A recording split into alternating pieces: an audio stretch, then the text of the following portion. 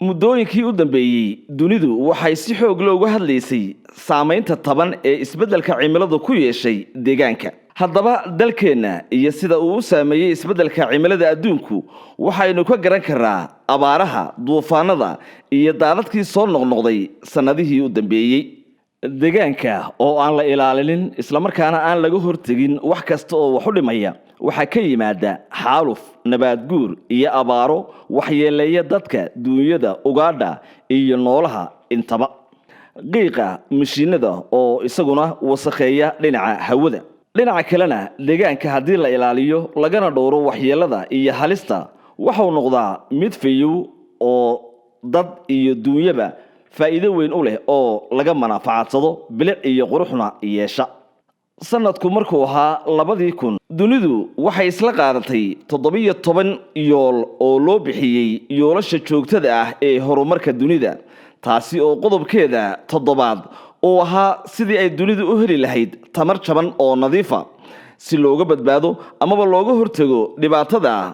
uu deegaanka ku hayo isbeddelka cimilada adduunku. markaynu ka hadlayno arrimaha deegaanka cagaaraynta cagaar looma jeedo geedku looma jeedo laakiin se wax kasta oo ma garanaysaa tamar kasta oo la saaxiiba deegaanka ayaa la oran karaa ma garanaysaa green technology ama green economy. Telesom waxay ka mid tahay shirkadaha ugu waaweyn dalkeena ee ka ganacsada tiknoolajiyadda, taasi oo u baahan tamar joogto ah, tamartaasi oo ay ka dhalin jireen shidaalka. waxaanu weydiinay maamulka shirkadda Telesom qorshahooda ku wajahan ilaalinta deegaanka iyo ka hortagga isbeddelka cimilada adduunka. Telesom waxay ka mid tahay shirkadaha ugu waaweyn waddanka ee ka ganacsada isgaarsiinta tiknoolajiyadda. isgaarsiinta tiknoolajiyaduna waxay u baahan tahay inay isticmaasho tamar ama koronto aad u xoog badan iyadoo lagu isticmaalayo sistemyada iyo meelaha kale ee isku xidhka ee magaalooyinka intaba. duniduna waxay in badan dhiirigelisay in la helo oo la badbaadiyo deegaan nabad qaba. 2000 markii ay dunidu shiraysay waxay ku heshiisay 17 qodob oo loo bixiyay yoolasha horumarka waara oo dunidu ugu tala gashay in 2030 bal dhaqaalaha dunidu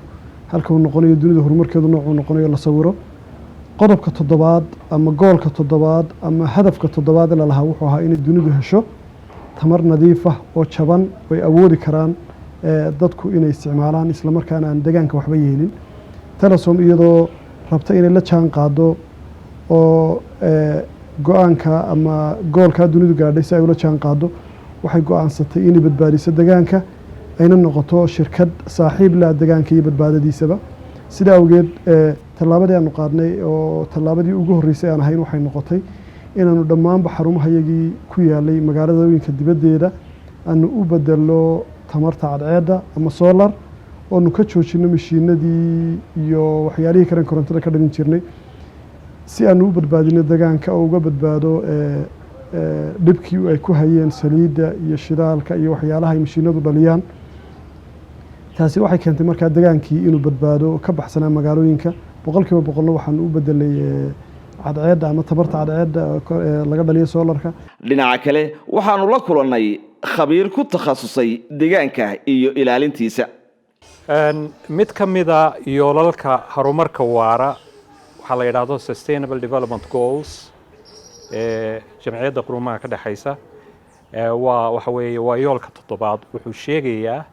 in la higsado tamar la awoodi karo oo markaa ma garanaysaa ah mid taa dib loo cusboonaysiin karo. marka waxaa runtii farxad weyna ama ma garanaysaa waxa lagu diirsada ah in shirkadda Telesom oo hormoodka ah xagga isgaarsiinta runtii inay ku tallaabsatay inay barnaamijyadeeda xagga tamarta inay cagaarayso oo markaa ma garanaysaa tamaraha dib loo adeegsan karo inay soo kordhiso. tusaale ahaan taawarada isgaarsiinta ee magaalooyinka ka baxsan oo markii hore isticmaali jiray ama adeegsan jiray mashiino ama dabdhaliyayaal ku shaqeeya diesel dhammaantood 100% waxay u wareejisay inay noqdaan tamarta cadceedda in la adeegsado solar noqdaan oo markaa laga wareego dieselkii. si la mida boqolkiiba 30 taawarada magaalooyinka gudahooda waxay sidaas leeg u bedeshay solar. intaasi kadib waxaanu booqanay degmooyinka iyo gobolada Somaliland xarumaha ay ku leedahay Telesom si aan u xaqiijino isbeddelka ay ku sameeyeen. Telesom waxaan ugu hambalyeeynaa markan ay noo keentay solarada siiba marka aan moobilada ka dabaysanayno oo kale dib bay nagu ahaan jirtay marba waa la baqtin jiray wuu baqtiisay jiinkii ama sidaas ayay noqon jirtay imika si fiican ayaan u helnaa moobilkeed mar walba ka dabaysanaysid helaysid. haddaba wasiirka deegaanka ee Jamhuuriyadda Somaliland Marwo Shukri Xaaji Ismaaciil Baandare siday u aragtaa talaabada isticmaalka tamarta qorraxda ee ay Telesom ku dhaqaaqday. waxay u soo kordhiyeen ay ku soo kordhiyeen shirkadda Telesom ku soo kordhiyeen aad iyo aad anagu hadaan wasaaradda nahayna ugu mahad celinayna kuna baaqayna inay ay isgaarsiimaha kalena ay isticmaalaan iyo warshadaha iyo cid allaaliye cidii mashiinada waaweyn isticmaalaysaaba inay isticmaasho solarka qiiq ma leh 24 saacadood uu shaqeynaya oo mararka qaarkood mashiinkaaba kululaanayay kulaanmaya halkaas maalinta cadceedu soo baxday wajisinaga aad markaad eegto sanadkii oo dhan baad cadceedu waynu helaa ma sha Allah tabarakallah sanadkii oo dhan waynu helaa haddaba cadceedu aynu sanadkii oo dhan helayno sida uga faa'iideystaan waxay tahay cadceedii oo baytariyadu u buuxinaysa baytariyadiina markay u buuxsamaan 24 saacadood u shaqeynaya ma laha sanqadh guux ma leh saliid laga daadinayana ma leh pollution ay ku sii daynayaan hawada ama qiiq ay ku sii daynayaan ma leh bal markaa inta ay isu miisaanto waxaad arkaysaa khasaarihii ku imanaya dhinaca deegaanka siday u yaraatay ama loo minimize gareeyay ayaad arkaysaa marka waxaan oran lahaa anigu waxa weeye tusaale lagu daydo weeye runtii waa wax tusaale lagu daydo anaguna ilaahay baa mahad aad baan ugu mahad celinaynaa. marka waxa weeye markii diesel la isticmaalayay iyo markan dambe solarka la isticmaalayay iyadoo aynu ogsoonahay halkii litir ee diesel inuu samayn karo ilaa 3 kiilo oo ah kaarboonkaas oo markaa hawada u baxaya oo dikhru samaynaya markaas inay ka wareegaan maxaan ku dhahdaa mashiinada dabdhaliyaashaas dieselka dabeedna u wareegaan solarka waxay safe gareeyeen oo ay magaranaysaa ay yareeyeen shidaal qiyaastii 1,111,118 oo magaranaysaa liter oo marka loo bedelo kaarboonkay abuuri lahaayeen uu abuuri lahaa magaranaysaa intaasoo liter uu abuuri lahaa waxay noqonayaan 3,555,574 kiilo oo kaarboona oo markaa hawada ku bixi lahaa inagoo ogsoon guud ahaan beriyahan dambe in aad iyo aad looga hadlo magaranaysaa maaragtay adduunyadan sii kululaanaysa cimiladan isbedelaysa marka runtii waxaan oran karnaa door wax ku ool ah ayay ka qaateen iyada oo magaranaysaa maaragtay guud ahaan dikhowgaas magaranaysaa hawada galaya inuu ka qayb qaadanayo in arlada kululaato cimiladu isbedesho maxaan ku rahdaa kuleylkii uu kordho xaaladahan cimile ee magaranaysaa maaragtay kala duwanee ama abaaro daba dheeraada ama duufaano waxyaabahaas oo dhan iyo even inay magaranaysaa ay saameyn ku yaraan caafimaadkii marka waxaan oran karaa runtii waa bogaadinaynaa shirkadda Telesom inay magaranaysaa tallaabo noocaas oo kale ay ku dhaqaaqdo oo ay ku dhimayso magaranaysaa maaragtay waxa la yiraahdo carbon footprint-keeda macnii raadka ay kaga tagaysay kaarboonka ama garanaysaa marka waa talaabo ku dayasho leh. adeegsiga iyo isticmaalka habka solar systemku faa'iido caynkee ah ayuu u leeyahay oo ay ka heleen qaybaha bulshadu. anigoo Axmed Xaaji Xasan naaleeye oo degan buurtan gacan libaax shaqaalaha ka shaqeeyana kamida Telesom markii hore waxay keentay mashiino waaweyn oo habeenkii iyo maalintii isbedelaya oo la istaaro markii dambena waxa loo bedelay solar systemkii wax guuxa oo gariira oo ay waadhuna ka didayso muu yeelanade waxa weeyaan system habeen iyo maalinba shaqaynayo oo dabkii cidii uga baahataana ay dabkii oo joogta u heshay. magacaygu waa Nimco Cumar Xuseen waxaan ka mid ahay warbaahinta xoogaal badan oo ah deegaanka haddii aan ka hadlo xaaladda maanta jirta Telesom xilliyadii hore waxay isticmaali jirtay mashiino balse maanta solarka isticmaalayaan faa'iidooyin badan baa laga hayaa waayo waxa laga yaabaa saliidahaasi inaanay jirin air pollution-ka inuu yaraaday guuxii farabadnaa dadku wax badan iska weydiinayeen iyaduna inay meesha ka baxday sidoo kale mararka qaar shidaaladii la waayi jiray ee dhibkii imaan jiray inaanay jirin oo hadda cadceedda ilaahayna siiyaynu isticmaalayno waa faa'iidooyinka ugu badan la soo oran kara maanta solarka waa laga helay nabaad guurka iyo xaalufka deegaanka waxa keena dhirta oo la jaro lana xaabaysto ama laga shido dhuxul iyo deegaanka oo aan laga ilaalinin wasakhda oo lagu daadiyo wax kasta oo wax u dhimaya cabdiwahaab maax waxa uu ka hadlayaa isticmaalka gaasta ee Telesom Group qaybta Somgas dhinaca kale maaha markii ugu horeysay ay Telesom badbaadada deegaanka ay soo gasho ama ay ku dadaasho hore waxaan u sameynay sanadkii 2008 shirkadii ugu horeysay ee wadanka keenta gaasta cuntada lagu kariyo taasoo badbaado u noqotay kumanaan geed oo la gubi jiray oo laga dhigi jiray dhuxul oo keeni jiray nabaad guurkuna wuxuu keenaa in roobabku yaraadaan deegaanku baaba'o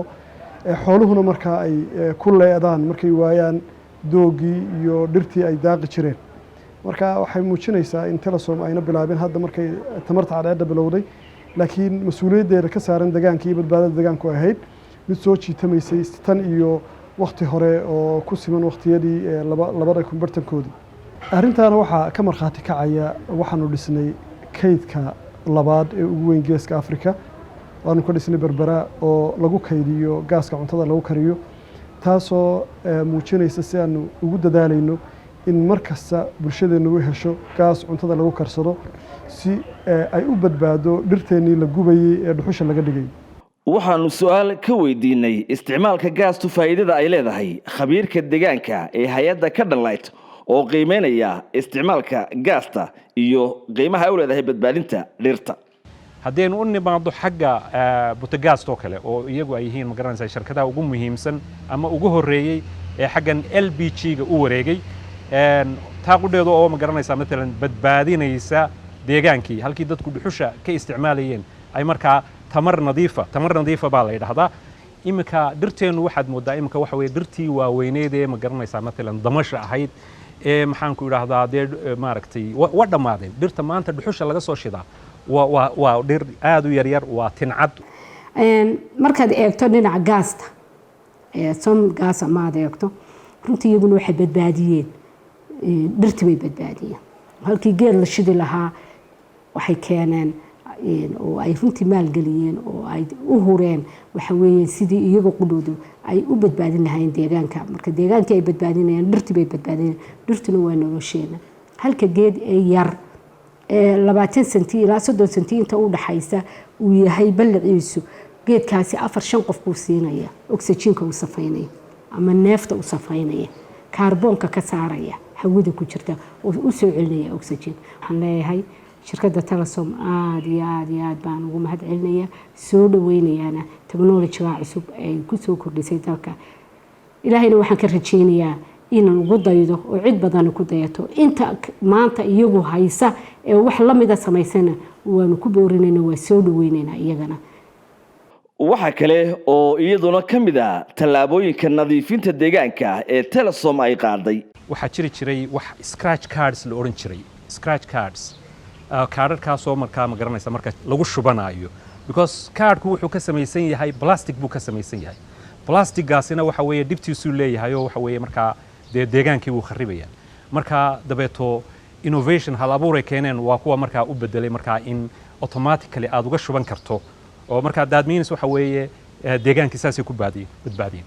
Telesom Group waxay muujisay mudana in lagu daydo isticmaalka solarka gaasta la shito oo iyana meesha ka saartay dhuxushii iyo xaabaysigii iyo dhirtii la jarayay waxa kale oo ay tamar ka dhaliyeen dabaysha dabiiciga ah oo iyana aan wax dhib ah u lahayn dadka duunyada xayawaanka iyo duurjoogta intaba